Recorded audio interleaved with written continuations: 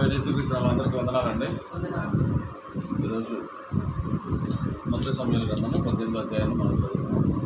ఈ యొక్క అధ్యాయాన్ని చదివినప్పుడు దావీదు గురించి మళ్ళీ ఇప్పుడు కూడా దావీదు గురించి రాసింది. మరి దినాన శుక్రవారం రోజు దావీదు గురించి, పోయిన ఆదివారం కూడా దావీదు గురించే మాట్లాడుకున్నాం. మరి దావీదు చేసిన గొప్ప కార్యాలు, మరి దేవుడు దావీదుకి ఏ విధంగా తోడున్నాడు, మరి గొలియాతును చంపడానికి దేవుడు ఏ విధంగా సహాయం చేశాడో, మరి ఎప్పటి వరకు మరి ప్రజలకు తెలియని దావీదుని దేవుడు బయటకు తీసుకురావడం, మరి దావీదు మనం ఇక్కడ చూస్తున్నాం. అయితే 18వ అధ్యాయం వచ్చేసరికి తర్వాత ఇక్కడ మొదటి వచనం నుంచి దావీదు సౌలుతో మాట్లాడేటప్పుడు చాలించినప్పుడు యోనాతాను హృదయం దావీదు హృదయంతో కలిసిపోయారు. యోనాతాను దావీదును తనకు ప్రాణ స్నేహితుడిగా భావించుకొని అతన్ని ప్రేమించాడు. ఆ దినమున అతని తండ్రి ఇంటికి తిరిగి అతన్ని వెళ్ళనీయక సౌలు అతన్ని చేర్చుకోయాడు. కాబట్టి ఇక్కడ దావీదు సౌలుతో మాట్లాడిన తర్వాత మరి సౌలు కుమారుడు యోనాతాను హృదయం దావీదు హృదయంతో కలిసిపోయారు. మరి ఎలా అంటే మరి దావీదులానే మరి యోనాతాను కూడా దేవుడు అంటే భయభక్తులు కలిగిన వాడు, తర్వాత దేవుడి యందు నమ్మకం ఉన్నవాడు. ఎందుకంటే ఏ విధంగా అయితే మరి దావీదు మరి ఫిలిస్తీన్లను చంపడానికి మరి సున్నతి లేని ఫిలిస్తీన్లు అని వాళ్ళ మీద వెళ్ళడం జరిగింది. అలాగే మరి ఈ యొక్క యోనాతాను కూడా 14వ అధ్యాయంలో మరి అలాగే సున్నతి లేని ఫిలిస్తీన్ల గురించి బాధపడటం, మనం వెళ్ళి యుద్ధం చేద్దాం కదా అని చెప్పేసి మరి అక్కడ కూడా అంటే వీళ్ళు మరి దేవుని పట్ల చాలా భయభక్తులు కలిగి ఉన్నారు. కాబట్టి వారిద్దరూ వారి హృదయాలు ఒకరికొకరు కలిసిపోయి వాళ్ళిద్దరూ మరి స్నేహితులుగా మారిపోవడం అనేది మనం ఇక్కడ చూస్తున్నాం. మరి స్నేహితులుగా మారిపోయారు. తర్వాత మరి దావీదుని తండ్రి ఇంటికి పంపించుకుంటూ అక్కడే ఉంచడం జరిగింది. తర్వాత దావీదు తన ప్రాణ స్నేహితులు తను ప్రేమించిన యోనాతానుతో అతను నిబంధన చేసుకుంటూ, మరియు యోనాతాను తన దుప్పటిని, తన కత్తిని, తన విలువను నడిగట్టును తీసి దావీదుకి ఇచ్చారు. ఎంతగా స్నేహితులు అయిపోయారంటే మరి గిఫ్ట్లు ఇచ్చుకుని ఎంతగా స్నేహితులుగా అయిపోయినట్లుగా మనం చూస్తున్నాం. అలాగే సౌలు కూడా దావీదుని ఇంటికి వెళ్ళకుండా మరి అక్కడే ఉంచారు. దావీదు సౌలును పంపిన చోటకెల్లా పోయి సుబుద్ధి కలిగి పని చేసుకుని వచ్చాను కనుక సౌలు యోధుల మీద అతను నియమించాను. జనులందరి దృష్టికి సౌలు, సేవకుల దృష్టికి దావీదు అనుకూలుడయ్యాను. కాబట్టి దేవుణ్ణి కలిగి ఉన్నాడు. కాబట్టి ఎక్కడికి వెళ్ళినా కానీ సుబుద్ధి కలిగి వివేకంతో మరి అక్కడ అన్ని యుద్ధాలు గెలవడం, అక్కడ పనులు చేసుకురావడం వల్ల మరి అక్కడ ప్రజలందరి దృష్టికి, జనులందరి దృష్టికి, సౌలు సేవకుల దృష్టికి దావీదు అనుకూలుడయ్యాను. ఇక్కడ వచ్చేసరికి మరి ఇక్కడ ప్రజలకు మరి సౌలు సేవకులు అందరికీ కూడా మరి దావీదు మీద దృష్టి మళ్ళీ దావీదు మరి ఎలా అందరికీ అనుకూలంగా ఉన్నట్లుగా మనం చూస్తున్నాం. ఎందుకంటే దేవుని భయం కలిగిన వాడు కాబట్టి ప్రతి ఒక్కరికి అనుకూలంగా ఉన్నాడు. అలాగే యోనాతానుతో చక్కటి మరి ఆ స్నేహ బంధాన్ని వాళ్ళిద్దరు కూడా యోనాతాను అతనితో నిబంధన చేసుకున్నారు. వాళ్ళిద్దరు కూడా ఒక నిబంధన కూడా చేసుకున్నారంట. అంటే ఫ్రెండ్షిప్లో నిబంధన. విధంగా మరి ఫ్రెండ్షిప్ మరి అందరితో చేయలేము. ఎందుకంటే ఎంతమంది మనకు తెలిసినా కానీ ఫ్రెండ్షిప్ ఎవరితో చేస్తామంటే మనకు అనుకూలంగా ఉన్న వాళ్ళతోనే, మనతో పాటు ఉన్న వాళ్ళతోనే మనం ఎక్కువ ఫ్రెండ్షిప్ చేయడానికి ఇష్టపడతాం. ఎందుకంటే మనం వ్యతిరేకంగా ఉన్న వాళ్ళతో మనం ట్రావెల్ చేయలేము. కాబట్టి ఇక్కడ మరి వీళ్ళిద్దరూ కూడా ఒకరినొకరు అంటే ఇద్దరు ఆలోచనలు కూడా ఒకే విధంగా ఉన్నాయి. కాబట్టి వీళ్ళిద్దరూ కూడా ఒకరినొకరు మరి అంటే స్నేహంగా మరి ఉండడానికి మరి మారడానికి వారి హృదయాలు కలిసిపోయినాయి. కాబట్టి అలాంటి పరిస్థితి మన జీవితాల్లో కూడా మనం కూడా ఎంతోమంది తెలిసిన వాళ్ళు ఉంటారు, ఎంతోమంది స్నేహితులు చెప్పుకుంటాం. కానీ నిజంగా హృదయపూర్వక హార్ట్ఫుల్ స్నేహితులు అనేవాళ్ళు మనం చెప్పుకుంటాక ఒక్కరో ఇద్దరు కనపడతారు. కానీ అందరితో మనం అంత స్నేహం చేయలేము, అలా మనం షేర్ చేసుకోలేము. కాబట్టి ఈ విధంగా మరి దావీదుకి కూడా అలాంటి హార్ట్ఫుల్ ఫ్రెండ్ అనేది ఇక్కడ మరి యోనాతాను చూసినా యోనాతాను కూడా హార్ట్ఫుల్ ఫ్రెండ్గా మరి దావీదుని చూడటం అనేది జరిగింది. అయితే ఇక్కడ ఈయన అందరి దృష్టికి అనుకూలుడు అయ్యాడంటే చక్కగా యుద్ధాలు చేస్తున్నాడు, అన్ని విషయాల్లో కూడా ముందుంటున్నాడు, అందరికీ సహాయం చేస్తున్నాడు. కాబట్టి ఇక్కడ 6వ వచనం చూస్తే దావీదు ఫిలిస్తీన్లు హతం చేసి తిరిగి వచ్చినప్పుడు స్త్రీలు ఇజ్రాయేల్లో ఊళ్ళన్నిటిలో నుండి తంబురతోనూ సంభ్రమంతోనూ వాద్యములతోనూ పాడుచు నాట్యమాడుచు రాజు సౌలు ఎదుర్కొంటే వచ్చింది. ఆ స్త్రీలు ప్రతిగానము చేయించు వాయించు సౌలు వేల కొలది, దావీదు వేల కొలది, 10,000 కొలది శత్రువులను హతము చేసిరి. ఆ మాటల్లో సౌలుకి ఇంపుగా ఉండనందున అతడు బహు కోపం తెచ్చుకొని వారు దావీదునకు 10,000 కొలదని నాకు 1,000 కొలదని స్థుతులు పాడిరే. రాజ్యము తప్ప మరి ఏమీ అతను తీసుకొనగలడు అనుకున్నాడు. కాబట్టి నాటి నుండి సౌలు దావీదు మీద విషపు చూపు చూడలేదు. కాబట్టి అక్కడి నుంచి మరి దావీదు మీద మరి ఈయనకి ఏమొచ్చిందంటే ఇక్కడ అసూయ అనేది రావడం అనేది మనం ఇక్కడ చూస్తున్నాం. విషపు చూపు మరి దావీదు మీద విషపు చూపు నిలిపోయినాం. కాబట్టి ఈయన మరి అసూయతో రగిలిపోతున్నట్లుగా మనం చూస్తున్నాం. ఎందుకంటే అందరూ కూడా మరి దావీదునే మరి ఎక్కువగా కొనియాడుతున్నారు, కానీ రాజైన సౌలు ఏంటో వేల కొలదిను, మరి దావీదు ఏంటో 10,000 కొలది. మరి దావీదు మరి సౌలుకి కోపం వచ్చింది. కోపం రావడం మరి ఈయన మీద మరి అసూయ పెరిగిన కాడి నుంచి మరి దావీదు ఇక్కడ తర్వాత నుంచి మరి సౌలుని చంపడానికి చూస్తే మరి సౌలుని చంపడానికే చూస్తున్నాడు. ఎందుకంటే తర్వాత 10వ వచనం చూస్తే మరునాడు దేవుని యొద్ద నుంచి దురాత్మ సౌలు మీదకి బలముగా వచ్చినందున అతని ఇంటిలోకి ప్రవచించుచుండగా దావీదు మునుపటిలాగా వీణ చేత పట్టుకొని వాయించాను. మనం ఇక్కడ ఆలోచిస్తే ఈయనకి అసూయ రావడంతోనే ఏమొచ్చిందని ఈయనకి దురాత్మ ఒకటి రావడం అనేది చూస్తున్నాం. అంటే అసూయ కలిగి ఉంటే ఏమొస్తుందంటే దురాత్మ వస్తుందని, అంటే సౌలుకే కాదు మనం కూడా ఎవరికైనా అసూయ పడితే వెంటనే మనకి ఏంటంటే నెగిటివ్ వచ్చినప్పుడు మరి దేవుని యొద్ద నుంచి దురాత్మ దగ్గరికి వచ్చినప్పుడు మనం కూడా ఏంటంటే చెడు ఆలోచనలు ఆటోమేటిక్గా మన శత్రువు మన మీద ఏలుబడి చేస్తుంది అనేది మనం ఇక్కడ సౌలుని చూసినప్పుడు మనకు అర్థమవుతుందండి. కాబట్టి అసూయ ఎంత ప్రమాదకరమైంది అనేది మరి ఇక్కడ వీళ్ళిద్దరిని బట్టి మనకు అర్థమవుతుంది. కాబట్టి అసూయ ఉండడం అంటే మరి దేవునికి విరుద్ధంగా ఉండడమే. ఎందుకంటే ఇక్కడ అసూయ పడిన తర్వాత ఇక్కడ చూస్తే దావీదు మునుపటిలాగా వీణ చేత పట్టుకొని వాయించాడు. ఒకప్పుడు సౌలు చేతిలో ఉన్న ఒక ఈటను ఉండగా దావీదును పొడిచి గోడకు బిగించుకొని అనుకుని సౌలు ఆ ఈటను వేసిన. అయితే అది తగలకుండా దావీదు 2 మార్లు తప్పించుకుంది. ఎంత అసూయ వచ్చిందంటే దావీదును చంపేంతట అసూయ మరి సౌలుకి రావడం అనేది మనం ఇప్పుడు చూస్తాం. అంటే శత్రువు ఎంత బలంగా పనిచేస్తుంది. అంటే దావీదు మరి దేవునికి అనుకూలమైన వాడు కాబట్టి మరి శత్రువు మరి దేవునికి అనుకూలంగా ఉన్న వాళ్ళని ఎప్పుడు కూడా తీసేయాలని చూస్తూ ఉంటుంది. కాబట్టి మరి శత్రువు ఏం చేయాలంటే సౌలు ద్వారా మరి దావీదుని చంపేయాలని మరి ఆ యొక్క ఆలోచన మరి సౌలులో పెట్టడం, అంటే అసూయతో మరి రేగిపోవడం, దావీదుని చంపేయాలనుకోవడం అనేది మనం ఇక్కడ చూస్తున్నాం. ఇలాగే చాలామంది భక్తులను చూసినప్పుడు మరి మొదటగా చూస్తే యేసేపుని చూసినప్పుడు వాళ్ళ అన్నలందరూ కూడా మరి అట్లాగే చిన్నవాడైనా కానీ అందరూ కూడా ఈయన సాగిలు పడుతున్నట్టు కళలు రావడం, ఆ కళలు బట్టి వాళ్ళందరూ కూడా ఆయన మీద అసూయ పడటం, తీసుకెళ్ళి ఎక్కడ పడేశారంటే తీసుకెళ్ళి గుంటలో పడేశారు. తర్వాత మళ్ళీ వదిలేయడం అని చెప్పేసి తీసుకెళ్ళి అక్కడ ఆ వర్తకులకు అమ్మేయడం అనేది జరిగింది. దేనివల్ల అంటే కేవలం అసూయ చేత మరి అక్కడ అమ్మేయడం. అపోస్తుల కార్యాలు 7వ అధ్యాయంలో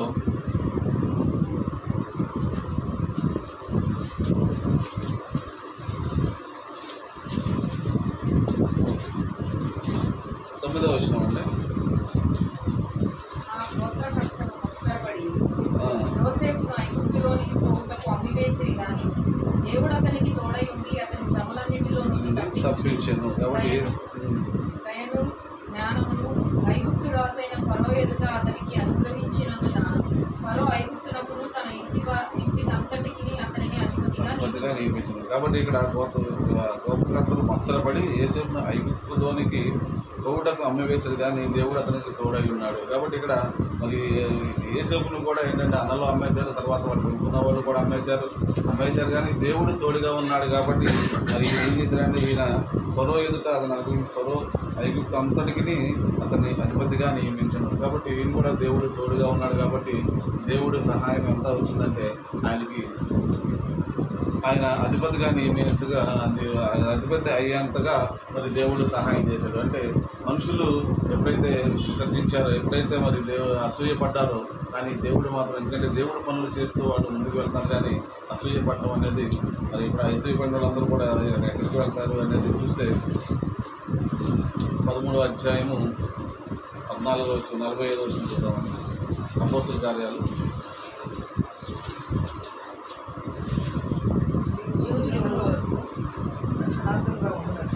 యూదులు జనసమూహములను చూచి అత్సరంతో నిండుకొని దూషించుచు పౌలు చెప్పిన వాటికి అర్థం చెప్పి అప్పుడు పౌలును బర్నబాయు ధైర్యముగా ఇట్లనిది, దేవుని వాక్యము మొదట మీకు చెప్పుట ఆవశ్యకమే, అయినను మీరు దానిని త్రోసివేసి మిమ్మల్ని మీరే నిత్య జీవమునకు అపాత్రులుగా ఎంచుకొనిచున్నారు.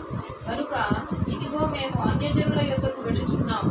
ఎలయనగా చాలండి. కాబట్టి ఇక్కడ కూడా చెప్తున్నారు మరి పౌలు గారు మరి చెప్తున్న మరి ఆయన చెప్తున్న బోధన వీళ్ళందరూ ఏమన్నారంటే దూషించారు. యూదులు జనసమూహంగా చూసి మత్సరముతో నిండుకొని దూషించుచు పౌలు చెప్పిన వాటిని అడ్డముగా చెప్పింది. అప్పుడు పౌలు బర్నబా ధైర్యముగా ఇట్లా దేవుని వాక్యం మొదలు మీకు చెప్పుట ఆవశ్యకమైనను మీరు దాన్ని త్రోసివేసి మిమ్మల్ని మీరే నిత్య జీవమునకు అపాత్రులుగా ఎన్నుకుంటున్నారు. కాబట్టి అసూయ ఎక్కడి వరకు వెళ్ళిపోయిందని నిత్య జీవానికి వెళ్లకుండా మరి అడ్డుపడుతున్నట్లుగా ఇక్కడ వాక్యం మనం చూస్తున్నాం. కాబట్టి అసూయ కలిగి ఇక్కడ మత్సరపడి అన్న అసూయ అన్న కానీ మరి రెండింటికి మరి ఒకటే అర్థం. కాబట్టి వాళ్ళు మత్సరపడ్డారు అంటే అసూయ పడ్డారు.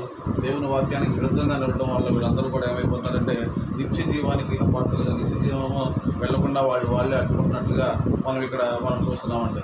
కాబట్టి ఆ మచ్చలు పడతాం అసూయ పడతాం అనేది మన జీవితంలో ఉంటే మనం కూడా ఏమవుతాం అంటే దురాత్మ వల్ల వస్తుంది. తర్వాత ఏమవుతుందండి నిత్య జీవానికి వెళ్లకుండా మనకి మనమే అడ్డుగా ఉంటున్నట్లుగా మరి ఇక్కడ వాక్యం సెలవిస్తుంది. 17వ అధ్యాయము 5వ వచనంలో కూడా చూస్తే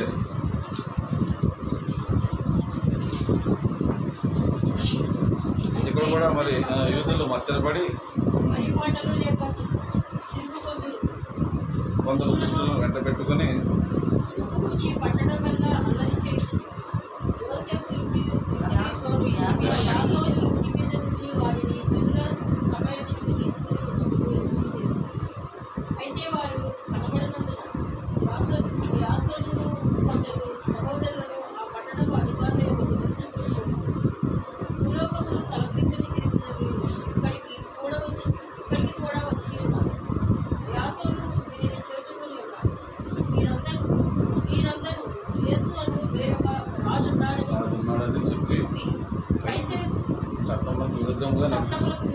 నడుచుకున్నారని కేకలు వేసింది. కాబట్టి ఇక్కడ కూడా మరి పౌలు గారు మరి ఇలా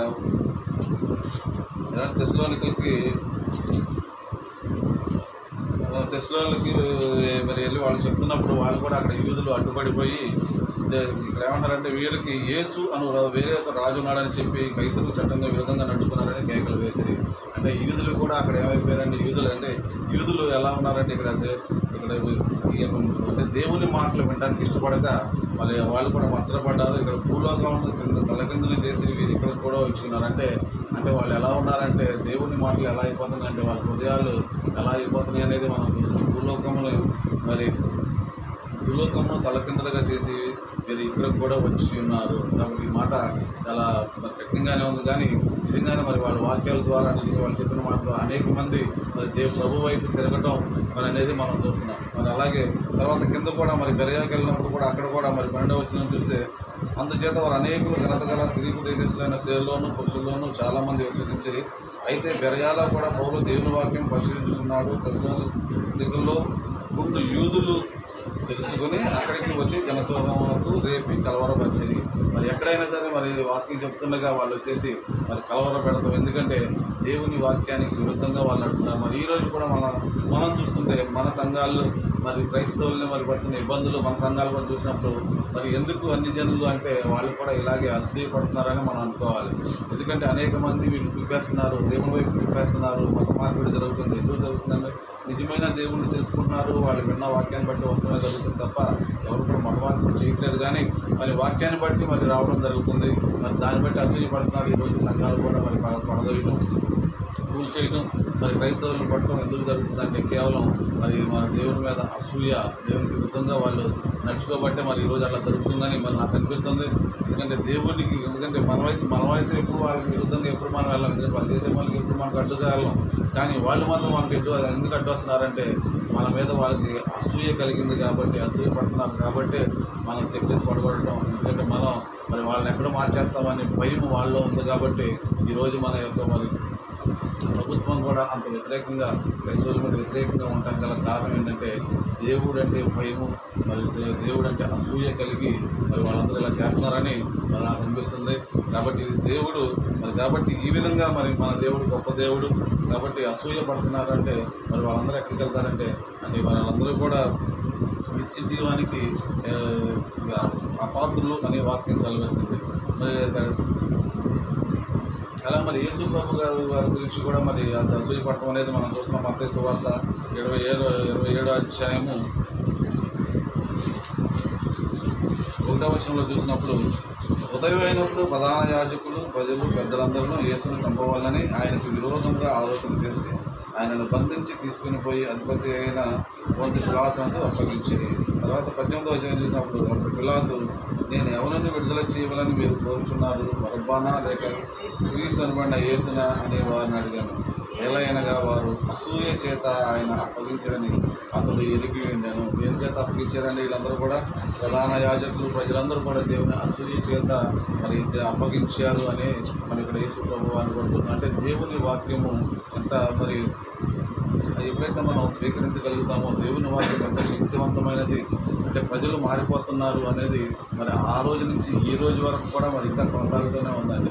ఆ రోజు యేసు ప్రభువునే మరి అడ్డుకున్నారు, తర్వాత పౌరుని అడ్డుకున్నారు, మరి ఈ రోజు చూస్తే మనల్ని కూడా అడ్డుకున్నారంటే దేవుని వాక్యం అంటే జనులకు ఎంత భయం ఉందో, మరి జనులు దేవుని ప్రజలంటే ఎంత అసూయ పడుతుందో ఈ లోకం అనేది మనకి అర్థమవుతుంది. కాబట్టి దానికోసం భయపడాల్సిన అవసరం అయితే లేదండి. ఎందుకంటే వాళ్ళందరూ కూడా అసూయపడి మన మీదకి వస్తున్నారు. ఎందుకంటే మన మీద మరి మనం ఎక్కడ వాళ్ళని మరి మన వైపు తిప్పేసుకుంటామని భయంతో వస్తున్నారు తప్ప వాళ్ళ కోపం దాని గురించి తప్ప మన మీద కోపం కాదు. కానీ దేవుని మాటల్లోకి మరి వాళ్ళు విరుద్ధంగా ఉన్నారు కాబట్టి, దేవుని క్రియలు వాళ్ళు చూడలేకపోతున్నారు కాబట్టి ఈరోజు వాళ్ళందరూ కూడా మరి ఈ విధంగా రావడం అనేది జరుగుతుంది. అలాగే వారు రోమిలికి రాసిన పత్రిక 13వ అధ్యాయము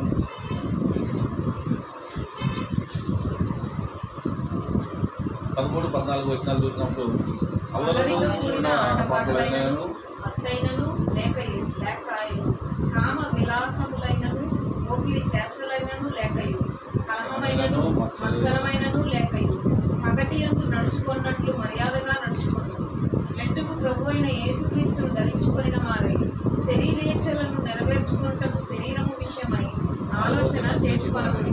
ఇక్కడ కూడా మరి అందులో మత్సరమైనను లేకయు, మరి కలహమైనను మత్సరమైన లేకయు పగటి ఎంత నడుచుకున్నట్టు మర్యాదగా నడుచుకోండి, మెట్టుకు ప్రభువైన యేసుక్రీస్తును ధరించుకున్న వారై.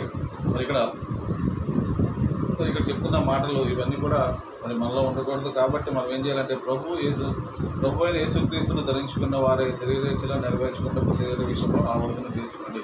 కాబట్టి మనం ఎలా ఉండాలి అనేది ప్రభువైన యేసుక్రీస్తును ధరించుకోవాలి. ఎందుకంటే ఆయన ధరించుకున్నప్పుడు మనలో ఇలాంటివి ఏమి ఉండవండి. ఎందుకంటే ఆ ప్రేమ మరి మనలోకి వచ్చినప్పుడు, ఆయన దయ, ఆయన కరుణ మనలోకి వచ్చినప్పుడు మనం కూడా అసూయపడక ఎదుటి వాళ్ళని చూసి మనం కూడా మరి జారిపడతాం. ఎదుటి వాళ్ళని చూసి మనం కూడా వాళ్ళు ఎదుగుతున్నా కానీ మనం కూడా వాళ్ళతో పాటు ఆనందించగలుగుతాము. అంటే వ్యతిరేకత అనేది ఉండదు. దేవుణ్ణి మనం ధరించుకుంటే మరి బిడ్డలు చూసి మనం ఎప్పుడు కూడా ఎదుటి వాళ్ళని చూసి కూడా మనం ఎప్పుడు కూడా మరి వ్యతిరేకంగా ఉన్నాం. కానీ వాళ్ళతో కూడా, ఎందుకంటే దేవుడు వాళ్ళని దీవించినప్పుడు మనం కూడా వాళ్ళతో కూడా ఆనందించడానికి మరి అంటే దేవుని యొక్క హృదయం మనలోకి వచ్చినప్పుడు ప్రతి వాళ్ళని ప్రేమించగలిగే హృదయం మనకు వస్తుంది. కాబట్టి అందుకని అన్నాడు, యేసుక్రీస్తును ధరించుకున్న వారే శరీరాన్ని నెరవేర్చుకుంటే శరీర విషయంలో ఆలోచన చేసుకోండి. కాబట్టి మన శరీరాన్ని మనం ఆలోచన చేసుకోమన్నాడు. ఎందుకంటే అసూయ పడితే ఏమొస్తుందంటే దురాత్మ వస్తుంది. దురాత్మ వచ్చినప్పుడు ఏమొస్తుందంటే మనుషులు చంపడమే కాక మనల్ని మనమే శిక్షించుకుంటున్నాం, మన శరీరాన్ని మనమే శిక్షించుకుంటున్నాం. ఎందుకంటే అందరూ చెప్తున్నారు మరి ఈ యొక్క మనకి అనారోగ్యం ఎక్కడి నుంచి వస్తుందంటే శత్రువు నుంచే మనకు అనారోగ్యం వస్తుందని చెప్తున్నారు. అంటే మన శరీరాన్ని మనమే ఏం చేసుకున్నామంటే పాడు చేసుకుంటున్నాం. ఎందుకంటే ఇలాంటి ఆలోచనలు, మరి చెడు ఆలోచనలు, దేవునికి విరుద్ధమైన ఆలోచనలు వచ్చినప్పుడు మనమే బాధ్యులుగా మనం ఉండాలి తప్ప ఎదుటి వాళ్ళు మనం ఏంటంటే శత్రువు ఎట్లా చేసింది అట్లా చేసింది అనుకుంటాం. కానీ మన ఆలోచనలు బట్టి, మన ప్రవర్తన బట్టే మనం ఇలాంటి శిక్షలోకి మనం వెళ్తున్నాం అనేది మనం ఒకసారి జ్ఞాపకం చేసుకోవాలని ఇక్కడ చెప్తున్నాం. ఎందుకంటే యేసుక్రీస్తును ధరించు. ఎందుకంటే ఇక్కడ ఎంతలో చూసినప్పుడు వాళ్ళిద్దరు ప్రేమ ఎలా ఉందంటే వాళ్ళిద్దరూ కూడా క్రీస్తుని అనుసరించిన వాళ్ళు, దేవుడిని అనుసరించిన వాళ్ళు, వాళ్ళిద్దరూ కూడా మరి ఒకళ్ళ పట్ల ఒకళ్ళు ఎందుకు ప్రేమ కలిగారంటే ఇద్దరు కూడా మరి దేవుని భయపడి దేవుని అనుసరించిన వాళ్ళు. కాబట్టి వాళ్ళ ఇద్దరు హృదయం కలిసిపోయి వాళ్ళిద్దరు స్నేహంగా మారారు. అలాగే మనం కూడా ఎప్పుడైతే దేవుణ్ణి మనం ఎప్పుడైతే మరి ధరించుకున్న వారం అయితే దేవుడితో కూడా మనం స్నేహం కలిగి ఉంటామని, మరి దేవునితో స్నేహం కలిగి ఉండటం అనేది మనకి ఎంతో అవసరం. ఎందుకంటే దేవుని హృదయం, ఎందుకంటే స్నేహం కలిగి ఉండేదంటే మన హృదయాన్ని ఒకరితో పంచుకుంటాం. స్నేహితులతో మరి ఏ మంచైనా చెడైనా ముందు ఇంట్లో వాళ్ళకంటే స్నేహితులతో పంచుకోవడానికి ఎవరైనా ఇష్టపడతారు. కాబట్టి మనం కూడా మరి దేవునితో అలాంటి అనుబంధంలోకి వెళ్ళాలి. అంటే స్నేహపూర్వకంగా మనం వాతావరణంలో మన దేవునితో ఉన్నప్పుడు మనం కూడా దేవునితో ప్రతిదీ కూడా చెప్పుకుంటాం కాక దేవుడు మనకి సహాయం చేసే దేవుడిగా మనకున్నాడని ఇక్కడ వాళ్ళిద్దరి స్నేహం గురించి మనం ఆలోచించినప్పుడు మనం కూడా మరి వాళ్ళిద్దరి స్నేహంలాగా మనం కూడా యేసు ప్రభుతో స్నేహం చేయాలని కూడా ఈ స్నేహం గురించి మనకు అర్థమవుతుంది. కాబట్టి స్నేహం ఈ విధంగా మరి దేవుడు మరి ఇలాంటిది శత్రువు నుంచి మనం బయటికి రావాలంటే దేవుడిని ధరించుకున్న వాళ్ళ ఉండాలి. అలాగే తర్వాత చూస్తే ఇంకా ఆయన మరి సౌలు మరి దావీదు మీద ఎంతో కపటంగా తర్వాత నుంచి కపటం అనేది మరి బయటకు వస్తుంది. ఇక్కడ అసూయ అయిపోయిన తర్వాత కపటం. ఎందుకంటే జనులందరినీ పిలిచి మరి వీళ్ళందరూ అంటారు, నా చెయ్యి వారి మీద పడకూడదు కానీ ఫిలిస్తీన్ల చెయ్యి వారి మీద పడును గాక అనుకుని దావీదు ఆ పెద్ద కుమార్తె అయిన మెరవుని కూర్చును, నీవు నా పట్ల యుద్ధశాలివై ఉండి యెహోవా యుద్ధములు జరిగింది అంటే మనసులో ఒకటి బయటకు ఒకటి చెప్తారండి. కపటమైన మాటలు అనేది ఇక్కడ కనపడుతుంది.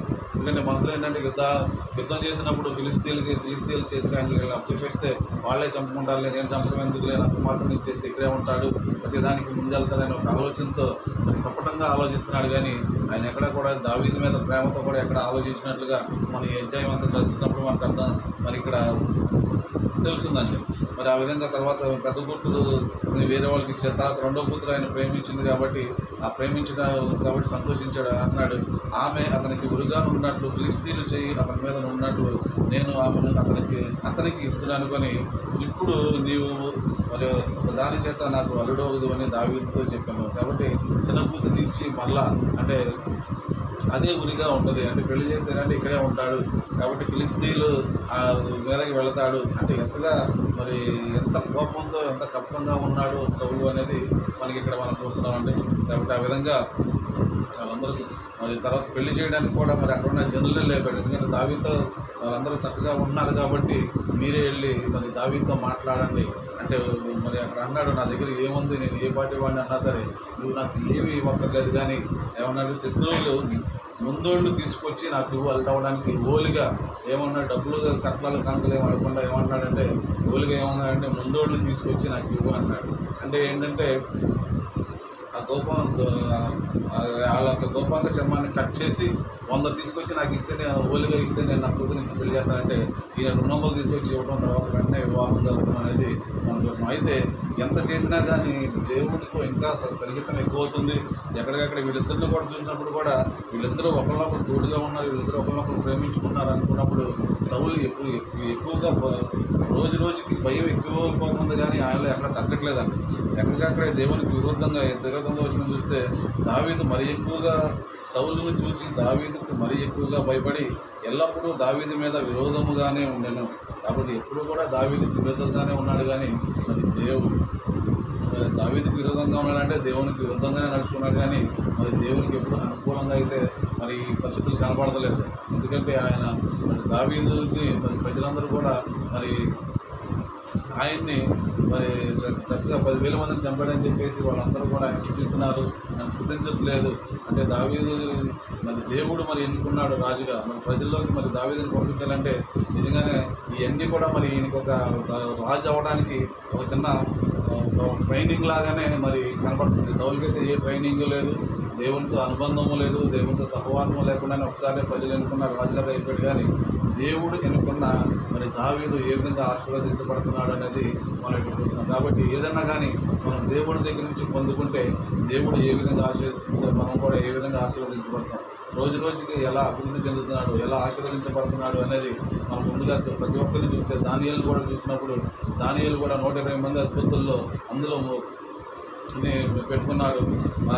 తర్వాత అందులో ముగ్గురిని ఎన్నుకున్నప్పుడు ముగ్గురులో కూడా మరి దానియేలుని ఉన్నత అంటే ముగ్గురుల మీద కూడా దానియేలుని ఎన్నుకున్నప్పుడు వాళ్ళందరూ కూడా దానియేలు అంత స్పష్టంగా అంత కరెక్ట్గా ఉన్నాడు కాబట్టి ఇక్కడి నుంచి తీసేయాలనుకున్నప్పుడు వాళ్ళందరూ కూడా ఒక ఆలోచన చేసి మరి రాజైన దర్వేషునే మరి మనం ఆరాధించాలి, ఎవరి దగ్గరికి వెళ్ళకూడదు అనుకున్నప్పుడు అంటే మరి ఈయన దేవుడిని ఆరాధిస్తాడు, ఈయన ఆరాధించడు కాబట్టి మరి ఈ విధంగా ఆయన తీసేద్దామని ఆలోచన చేశారు. కానీ మరి దేవుడిని కలిగి ఉన్నాడు, మరి ఎలాంటి దానికి అవకాశం లేదు. కాబట్టి ఈరోజు కూడా మరి దావీదును కూడా దేవుడు హెచ్చించాడంటే దేవుడినే కలిగి ఉన్నాడు.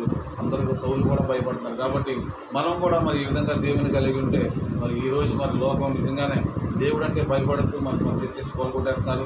కాబట్టి ఇంకా మనం వాళ్ళని చూసి మనం భయపడక మనం ఇంకా మరి మన ప్రార్థనలో ముందుకు సాగితే తప్పకుండా దేవుడు అన్యులను కూడా దేవుడు మార్చగలిగిన దేవుడు. ఎవరైతే మన చర్చెస్ పడగొట్టారో చాలామంది సాక్ష్యాలు చూస్తాం. బైబిల్ చెప్పిన వాళ్ళే మరి దేవుని శుద్ధించే వాళ్ళ ఉన్నారు.